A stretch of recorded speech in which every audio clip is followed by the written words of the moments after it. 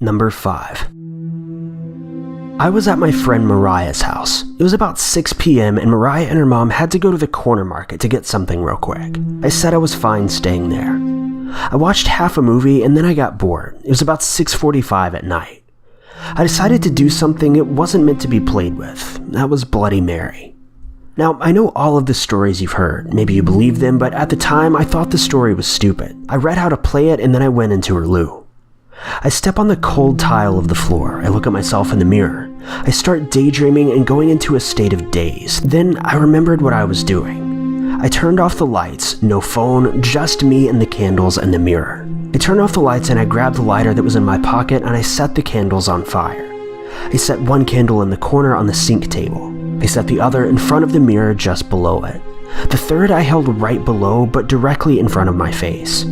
I stared at the mirror and slowly said, "Bloody Mary." It took me about 30 seconds just to say bloody as I was getting kind of scared. I tried not to wimp out, but something told me to stop, though I didn't listen. I refused to. I wanted to know what she looked like and if she was real. After the first time, I said Bloody Mary, and that one took me about 3 times as long to say.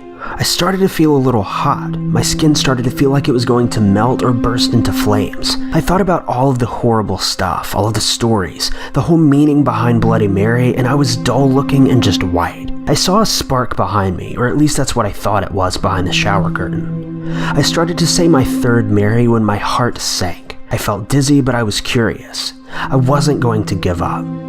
As I started to say the last Mary, it was super hot and shaky, and I was extremely scared now. I could barely stand up. I slowly said bloody, and this sharp, piercing cold wind came across me.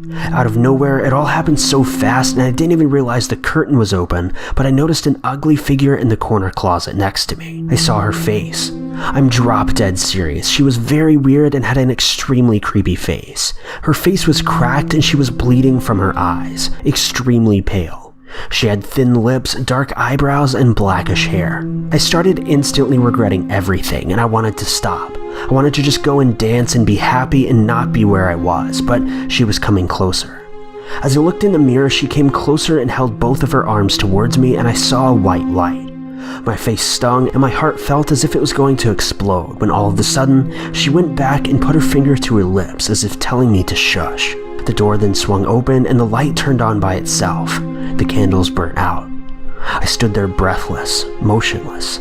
Mariah said, "What are you doing?" She then saw this mark in the mirror of a handprint. She noticed how white I was, and to my surprise, the curtain was back in its place how it was before I entered. I fell and she caught me. I told her what happened and she actually believed me. A month later, she moved, and ever since then I haven't played it. Number 4. As a young child, I was basically the definition of a chicken kid. I used to sleep with my lights on or fall asleep to the sound of a movie blasting out of my television. I guess all of that fear drained out of me during those years because at this point, I'm not exactly the person you'd call a coward, though I do have my moments. When I was 7 or 8 years old, I started going to my elementary school's summer recreation program. There, I met some of the best people that I know. I met a girl, and we'll call her Rebecca, who to this day is still my best friend. We all sat in a small corner of a large gymnasium while she told us about Bloody Mary, or the lady in the mirror. She told us the basic story about Bloody Mary, who was a woman who had lost her child, and if you chant her name while standing in front of a mirror in a dark room, she will appear, etc., etc. After hearing her tell us about this, I continued to hear new stories about Bloody Mary from different people throughout that summer. Variations, backstories, and anything to make the story more scary. Being the young, naive child that I was, I believed it. All of it. Just past midnight, I would lay awake in my pitch-black room, contemplating what I would do if Bloody Mary just happened to slip out of the mirror and into my room. One night, I went to bed as usual and tried to sleep, as it was the night before my 9th birthday. I kissed my mom and dad goodnight and proceeded to go into my bedroom and fall asleep with the lights on, like always. I then woke up, and the room was pitch black. My mom probably closed the door and turned off the light or something. Then I looked at the illuminated alarm clock on my nightstand and it said 11:59. Great, now I realized I had to go to the bathroom. But I told myself I wanted to wait till 12:10. Even if I did go to the bathroom, I would go in and get terrified and do my best to avoid looking into the mirror. I sat there alone in the dark with a full bladder. But you know what? This is ridiculous. You're 9 years old and you're still acting like a 2-year-old. Bloody Mary isn't real. I wanted to get over my fear, I really did, thinking that if I went into the bathroom and did the ritual, nothing would happen and I wouldn't be scared anymore. So I grabbed a candle from my parents' bedroom, tiptoeing quietly so I wouldn't wake them up. I crept down to the living room and grabbed the lighter from the kitchen. I lit the candle, burning myself in my first try, and walked into the bathroom. I set the candle next to the sink and stared into my lit reflection. I then called her name 3 times. Nothing happened. I was relieved. I quickly blew out the candle and slipped back into my bed, smiling. I laid there just staring into the clock.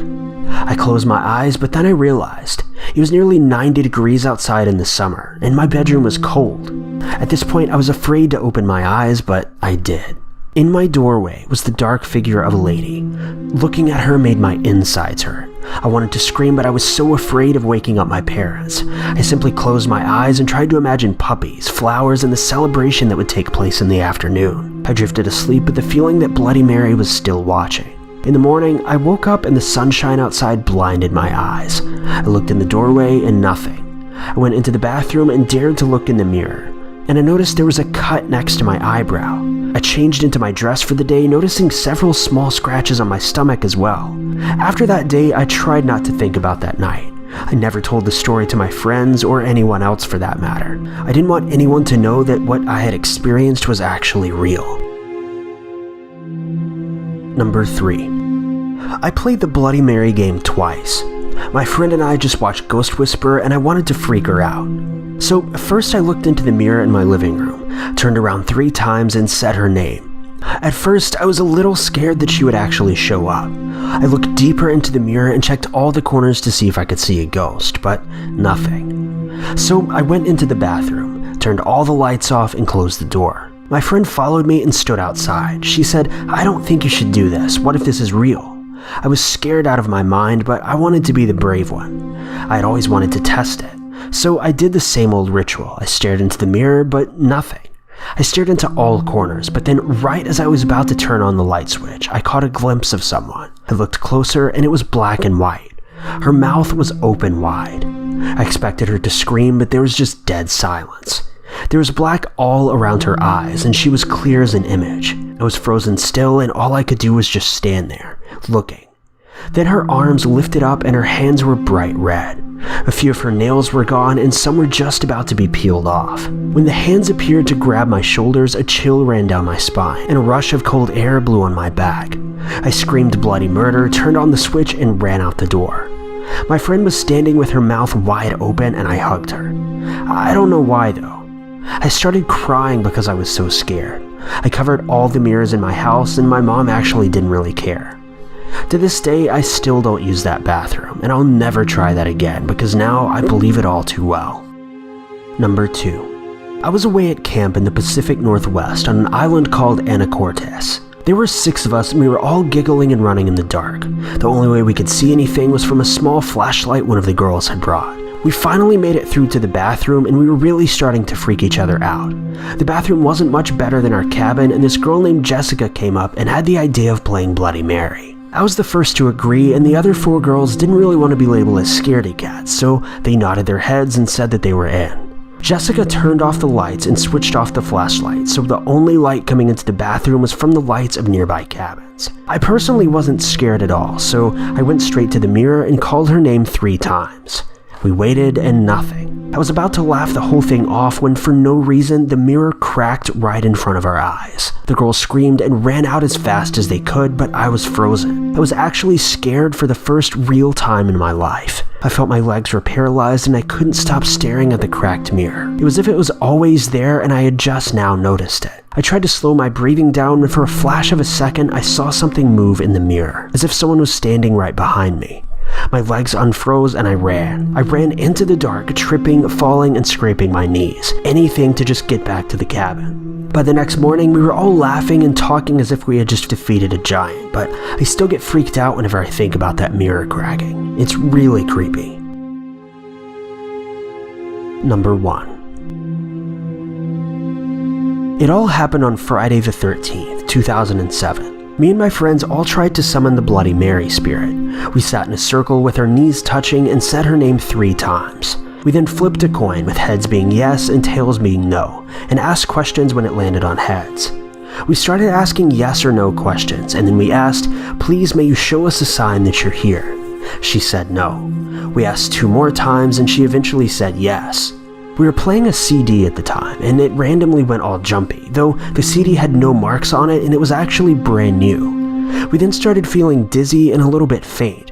Our vision went a little funny. Now, before you break, you must say, "Please may we close the circle," and repeat this until she says yes, though we kept getting a no for an answer. We were getting scared at this point, and we felt fingernails brushing along our backs and faces. The kitchen sink then turned on by itself, but we couldn't get up because we couldn't break the circle. My mom and dad were out shopping and we were the only people in the house. The blinds then started shaking, but the window wasn't even open. We got so scared that I eventually just broke the circle and turned off the sinks. I shut the curtains and hid.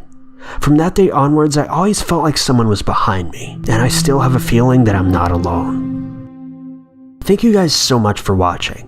If you like this video, be sure to click that like button. Also, don't forget to subscribe and click that notification bell to keep updated with our videos.